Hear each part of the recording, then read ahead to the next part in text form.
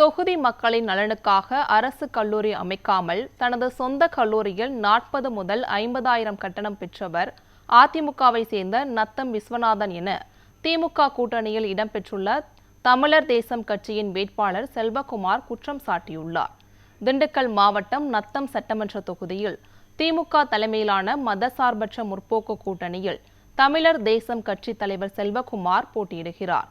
இவர் 30க்கும் மேற்பட்ட கிராமங்களில் சுற்றுப்பயணம் மேற்கொண்டு தேர்தல் பரப்புரையில் ஈடுபட்டு வாக்குகள் சேகரித்தார்.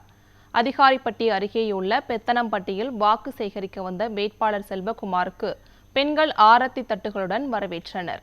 பொதுமக்களிடம் பேசிய வேட்பாளர் செல்வகுமார் 10 ஆண்டுகளாக அமைச்சராகவும் 5 ஆண்டுகள் சட்டமன்ற உறுப்பினராகவும் இருந்த நத்தம் விஸ்வநாதன் இந்த தொகுதிக்கு எதுவும் செய்யவில்லை என்று குற்றம் சாட்டினார். திராவிட மாடல் அரசு நத்தம் தொகுதிக்கு அரசு கலைக்கல்லூரி அமைத்துள்ளதாகவும் தெரிவித்தார். வாக்கு சேகரிப்பின் போது கூட்டணி கட்சியின் நிர்வாகிகள் மற்றும் தொண்டர்கள் பலர் கலந்து கொண்டனர். கூட்டணி கட்சியாக இருக்கக்கூடிய காங்கிரஸ்